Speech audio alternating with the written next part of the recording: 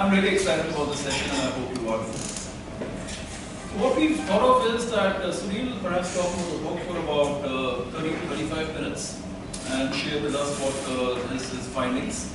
And then we'll open up to any questions, comments or observations that Professor Maslamani and Professor Pandey have about their experience and therefore their view of the book. And thereafter we can go to the entire audience for questions and answers. So that's probably the overall structure of what we are about to do. And we are now request Sunil to kindly share with us his take on the book. Thank you very much, Sunil. Thank you very much for your kind introduction and also thanks Nisha for your introduction. Let me, Dr. Chaturvedi and colleagues, I think I've been in touch with BIMTech I think for the last 5 years or so. And I think I've been in touch, as Dr. Chaturvedi pointed out, with Professor Rahul Singh, Professor Diksha Singh. I've had the pleasure of working with Professor Shah and Professor Sunil Samdar more recently. But let me also thank my panelists. Actually, I would not have been here probably. God knows where I would have been had it not been for Mr. Akhil Pandey. He was the person who picked me from engineering from IIT Roorkee in those times. Now it is called IIT Roorkee, but it was University of Roorkee. In 1989, I think he came to our campus and he picked up some young graduates, and I happened to be one of them. And that changed my life forever in a way. So I worked with Tata Steel from 1990 till about 2000 or so. And I think the last time I saw Mr. Pandey was probably about 20 years back, that was 94 or 95. I remember very distinctly that he had come over for inauguration of one of the IT systems with NP Sinha, and my boss, of course, Mr. Varun Shah was there, and probably DK Sinha was there at that time. So it's really a pleasure. I think I feel like being at home with many of the people I know, and also the people touch my life in many important ways. And I'm also very grateful to Professor Maslamani. I think he has, both of these gentlemen have actually had long associations with the Tata Group, and I'm sure they will help me to fill in some of the gaps. So although I did my best to write this book on this Tata Group's transformation, but this only captures, let's say, events and the history of the group in the last 20 to 25 years based on the description that I heard from many of the ex-colleagues and many of the senior executives. But of course, there's a wealth of experience here, and I hope to be able to capture some of that in the next weeks or months to come and to make this a live project. Coming to the book per se, before I get to the book, let me give you a little bit more background about myself and how I got into the book project. So I worked with the Tata Group for about 10 years, from 1990 till about 2000. And because I was an engineer, so I was initially given engineering kinds of responsibility in the project department, construction department. But just like many of your students, I think at BIMTech, I did my MBA from MDI Gurgaon, 1 year MBA. And after that, I wanted to do things related to management, not things related to engineering, which is quite common, right? People want to do different things. So I had the opportunity to change my jobs within the Tata Group itself. So Tata Group is great in that respect, that it provides a lot of opportunities. And I was able to shift from Tata Steel to a new joint venture that was just coming up in India at that time. It was called Tata Ryerson, with Ryerson of USA, 50-50 joint venture. And I worked with the managing director, so I became the executive assistant to the CEO. And I worked with Mr. Alok Saha, Mr. Alok Saha, and he provided me lots of opportunities for growth. And in 99, I came to Delhi area, this very reason. So this is my playground in a way. I came to Faridabad and set up a unit here for Tata Ryerson in North India. I think I remember he had given me only about $10,000 at that time, 5,000 rupees. And I was very happy that the people I recruited at that time, and the business has grown. And it is, I think, contributing about $100 million now to the Tata Ryerson, their top line. It is very profitable business. So I'm very happy to be associated with that venture. In 2000, I left for United States because I thought that I had spent already about 10 years in the Tata Group. And I met with this Professor C.K. Prehla sometime in 97 or 98. So somehow I was fascinated with the academic world to some extent. And I went to do my PhD at University of Michigan Ann Arbor, where I did PhD in information systems area, information systems and strategy area. And last 10 years I have been at the School of Business at University of Maryland. So much of my work really looks at effect of information technology resources on firm performance. So I look at aggregate IT spending, IT applications like CRM systems. I also am interested in looking at IT human capital. And then I'm interested in looking at how these things influence various aspects of firm performance, things like firm profits, stock returns, customer satisfaction. And lately, I have been interested in things related to innovation and business transformation.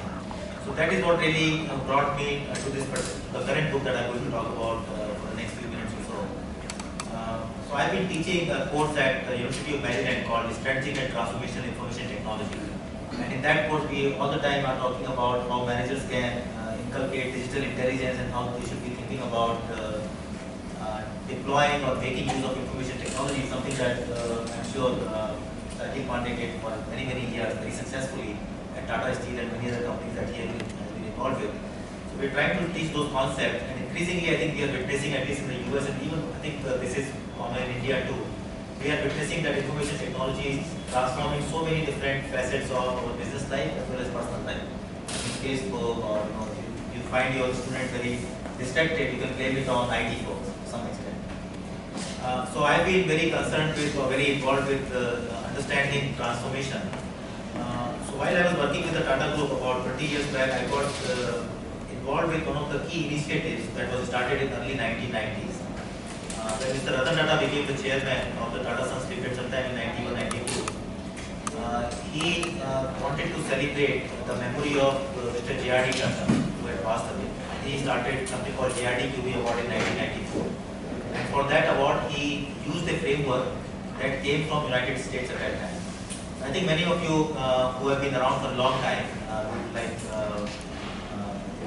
Rajiv Pandey and I had the pleasure of meeting with you. I think they will know that in the 1980s, Japanese companies were doing very well. You know, Sony's of the world, Toyota of the world, Honda of the world, and even Americans were quite worried in the 1980s that these companies will take over our markets, they will eat our lunch. So President Reagan was in office at that time, and he started a program called Baldrige Criteria for Performance Excellence. So that was started in 1988 in the US. Mr. Ratan Tata basically took that criteria, and that became the backbone for J.R.D. QB Award in 1992. I got involved in that movement early on when I was working with Tata Steel, then with Tata Ryerson. I became one of the senior TBEM examiners. So they called it Tata Business Excellence Model. They just renamed the Baldrige criteria in Tata context and called it Tata Business Excellence Model. I became senior Tata Business Excellence Model examiner. So I was involved in that initiative, and even after I went to do my PhD, I continued to be involved. And I basically collected some data from the Tata Group back in 2002 or so, and published a paper it took quite some time to publish that paper in an academic outlet. 2011 it finally got published. So I've been interested in pursuing that thread. That I personally experienced the transformative power of Tata Business Excellence Model while I was working with the Tata Group, but later on also as a researcher. I could see how this criteria and the vocabulary that it provides was instrumental in changing the trajectory of many of the companies. And I saw it firsthand in the case of Tata Steel. Even before I left for the US in 2000, the last thing that I did, I left, I think I remember probably around 20th of August 2000. 29th of July 2000, I attended the function. This is called, so every year on 29th of July they celebrate J.R.D. QB's birthday. And so the first time Tata Steel won J.R.D. QB Award was on 29th of July 2000, and I was there in that ceremony. It was a big ceremony, glittering ceremony. Mr. Ratan Tata was there. We were all very happy that one of the group companies had the honor of winning that very challenging award, J.R.D. QB Award.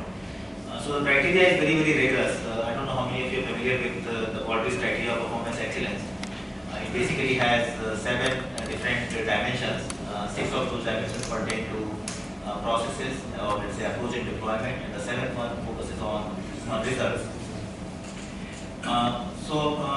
As an academic researcher, first I think I was engaged in the criteria in terms of publishing an academic paper to show how the categories which are related to processes, so things like leadership, things like strategic planning, things like customer focus, things like workforce focus, things like knowledge management and also information technology management, and how those things influence strong performance. So that was my academic research project. After publishing that, as I told you earlier, that I was working very closely with the Tata Quality Management Services. So this is an organization within the Tata Group that oversees this corporate initiative for all the group companies. And I think sometime in 2009 or 2010, Mr. Ratan Tata was wondering whether to what extent this initiative, Tata Business Excellence Model, has impacted the performance of group companies.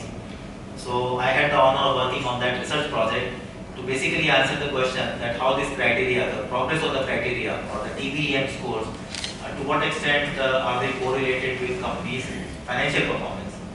And I remember I worked on that one summer and I made a presentation to Dr. Jashir Hirani, who was earlier the CEO of Tata Steel, and under his watch, Tata Steel won the JITQB award. But later on, he became the executive chairman of Tata Quality Management Services. And I made a presentation to him, and I think later on the document was sent around to basically convince other Tata Group companies which were just starting their journey, because Tata's had acquired many other companies in the period, in the 2000s, let's say, and there was a desire at the group level to have these companies also come on board and experience the power of Tata Business Excellence Model to transform themselves. So let me just talk a little bit. I think now I've given you enough background that how I have been personally associated with this movement, this transformation of the Tata Group, both as an insider, as an employee of the Tata Steel and Tata Ryerson first within the Tata Group, and also later on as an academic, I've been very closely involved and witnessing this transformation from outside as a researcher. If I think about let's say other big companies of the size of Tata Group. So Tata Group is currently about $104 billion in terms of its revenue. It has close to 600,000 employees. And there are very few companies around the world of this size. And actually you can count them on your fingers if you for a minute ignore companies which are in the oil and gas segment or companies that are retailers like Walmart, for example. So if you leave out some of these companies, if you think of the top conglomerates around the world, some of them come to mind. For example, let's say General Electric is a big conglomerate. General Electric is about $150 billion in revenue. Siemens is another big conglomerate, as old as Tata Steel, Tata Group, slightly maybe older than that. Actually, General Electric is slightly younger than Tata Group. So Tata Group was, I think, founded in 1868, and General Electric probably started in the 1870s. So Siemens is about $100 billion. So when I look at companies which are in that range, $100 billion plus, very few companies in a period of last 20 to 25 years have achieved the kind of transformation that Tata Group has achieved. Actually, about 10 years back, one of the books which was written on transformation was written by the CEO of IBM, and the title of that book was "Who Says Elephants Cannot Dance." Right. So Louis Gerstner's book, and it was a very provocative title. Who says elephants cannot dance? And although I have some slides, and maybe I'll send around those slides later on. But if you look at IBM in the last 10 years or so, it's hardly dancing. I mean, they had revenues of about $100 billion, and it is in that region. And actually, IBM is in deep trouble. I think I'm sure you would be following it in the news. This is the biggest challenge for the CEO of IBM, that's how to grow revenues and how to continue to thrive in this changing landscape of information technology. If you look at General Electric, the same scenario. The revenues are where they were kind of stagnant. And although they have done a lot of restructuring, but it's not very clear whether that is really helping the group or not. Same thing is true for Siemens. Revenues are almost flat in the last 10 years. Contrast that with the Tata Group. From 2002 to 2012, Tata Group's revenues actually multiplied by 10-fold. It used to be about $10 billion, it became about $100 billion. So this is a very remarkable transformation, and I think about 6 or 9 months back, I was approached by the CEO of Tata Quality Management Services, and he basically told me that, look, you have been associated with the Tata Group for such a long time, and you are also involved with the Tata Business Excellence Model. Would you be interested in documenting our journey of last 20 years or so? And so I thought there was a great opportunity here to be able to document this transformation that appeared very fascinating from outside. outside, given the background that I gave you just now, because I've been observing these other companies like IBM, like General Electric, like Siemens, and I of course discussed many other companies in my classes, IT, Strategic and Transformation Information Technology. So many companies have tried to transform their organizations. I think it is probably true that almost all companies have to keep rejuvenating themselves, keep transforming themselves. And here was an opportunity to work very closely with the Tata Group and some of its top companies. So as part of this book project, basically what I had to do was I got access to a lot of archival data from the Tata Group over the last 20 years. I also got in touch with 7 of their top companies. So I got access to Tata Steel India, which was the first company to win JRDQB award. Tata Motors. So I basically worked, instead of Tata Motors, I actually worked with Jaguar Land Rover on this project. TCS, which is another prominent Tata company which has had significant financial performance in the last 10 years, or actually even before that. Then of course Tata Power, Tata Chemicals, these are all heritage companies in the Tata fold. And Indian Hotels, which was I think one of the companies with which Mr. J. Tata, the founder of the group, was personally associated. And then Titan. So I covered basically 7 companies. I had access to a lot of data and documentation from these companies. And I also interacted with the CEOs of these companies and also some of their top leaders. So the book was written in a period of about 6 to 9 months, and it has really gone through extensive reviews within the Tata Group. In any case, I think it was really a fun experience. So this is what I can say.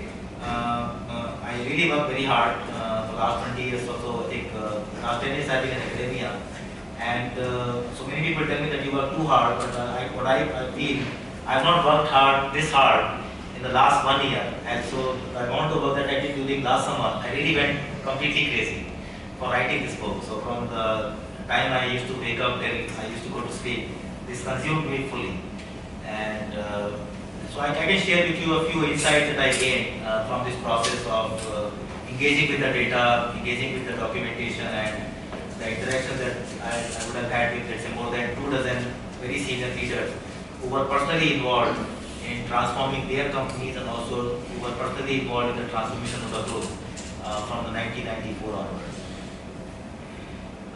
So what did I learn? Maybe let me just mention a few things. One is that these days I think there is a patience. I think people are not as patient. I think, and you can see that in our classrooms also, like people are always checking their Blackberries or iPhones or whatever other devices, and that is also true in the corporate world. There is people are always looking for new buzzwords, the next big thing, Six Sigma, theory of constraints, name it, and people try to adopt every new fashion or fad. In the case of Tata Group, I see persistence with one framework that they found in 1994, and they have continued to run with it for such a long period of time.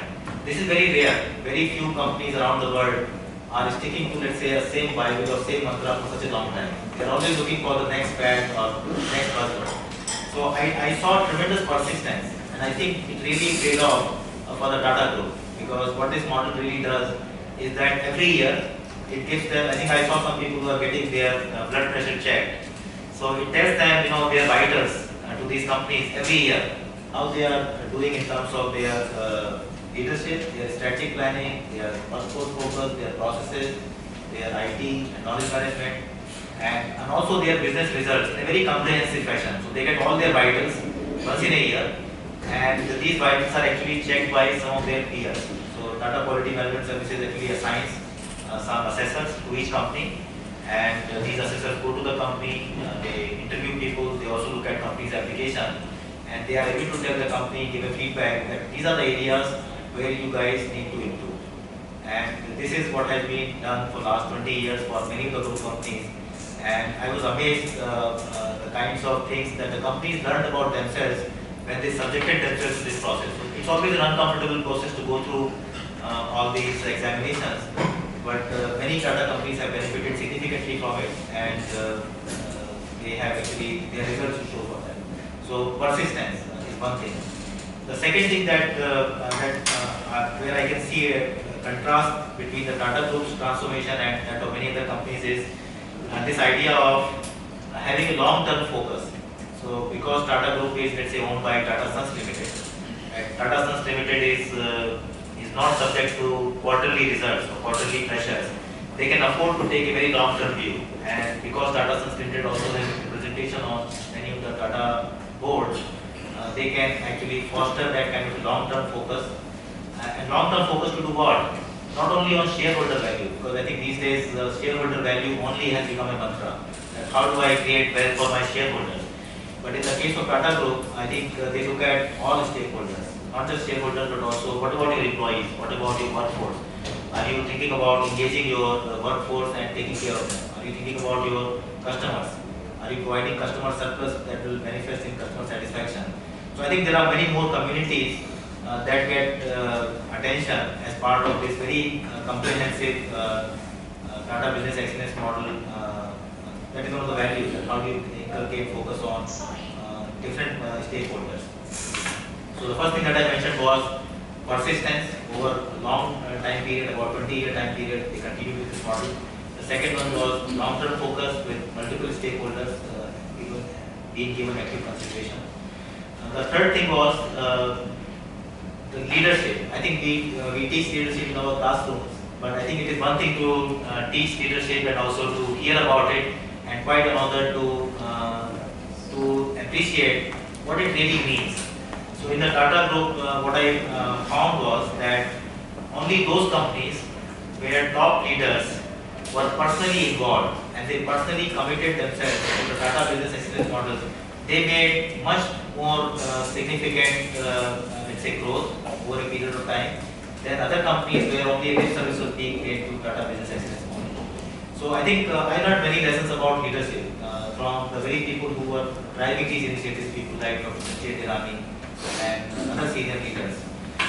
And I think, and what did they tell me? Basically, they told me that look, the leadership is about 2 or 3 things which are extremely important. Number one, leadership does not mean that you delegate. If you care about something, get involved yourself. And it's really hard work. So for leaders to become involved in day-to-day operations, to be able to ask tough questions, to be able to conduct review meetings almost on a weekly basis. Also to identify people who are passionate about these things and give them responsible positions. So that is what was done in some of the companies. They basically, the CEOs handpicked people and made them responsible for the change efforts, made them responsible for clear metrics that they had to make improvements in their marketing function. So much so that, for example, in Tata Steel, Dr. Jamshed Irani, he basically made his vice presidents responsible for some of the categories of Tata Business Excellence model. So category 3, which was the customer and market focus, Mr. Firdaus Mandrewala and Mr. Anand Sen, they were made responsible for driving improvement of that category. Mr. Muthuraman, who later on became the CEO of Tata Steel, he was personally responsible for category 2, which related to strategic planning. So early on, when the journey started, and they had to write a few words on how Tata Steel does strategic planning, I heard from Mr. Muthuraman and many other people that we just did not know what to write because we had no idea of how to do strategic planning. So the very fact that there are some things in the criteria, and criteria is asking you questions, how do you do strategic planning, it prompted many of the companies to rediscover themselves, to really think about their business processes in a much more systematic manner than they would otherwise do. But also credit goes to leadership, people like Dr. Jamshed Irani, to then take it one step forward and assign responsibility and then monitoring it on a weekly basis or a monthly basis or a quarterly basis whether things are improving or not. And very clearly people were rewarded when they performed. At the same time, I think Dr. Irani shared with me that it was also possible for somebody else to come on board, or let's say people not having continued responsibility for the things if they were not performing. So that is what leadership is. The second thing was the succession planning. I think people started paying more attention to that in the Tata Group after 1994 or so. So those were the things related to leadership. Maybe some other things that I learned was the power of metrics. Before 1994 or so, I think many of you would relate to it, that Indian market was quite insulated from competition coming from outside. Right? We did not have any of the multinational companies here. After 1994, criteria I started asking questions related to what are the metrics that you really track to figure out how well your organization is doing now and where it wants to improve. So as part of Tata Business Excellence model, I have seen those applications myself. People write these 75-page applications, and over a period of time, maybe initially they were writing in a font size of 12. Now that font size has become 8, because now they have so much more material to write and so many more charts to fit in. So it has been an amazing transformation in the number of parameters that the group is tracking. I'm sure many of you would be familiar with things like business analytics, big data. Everybody is talking about these things today. That companies should be doing business analytics, or we should be doing business analytics in our operations. But this criteria is actually fundamentally about business analytics, organization-wide. So thanks to this criteria, many of the business functions, many of the organizations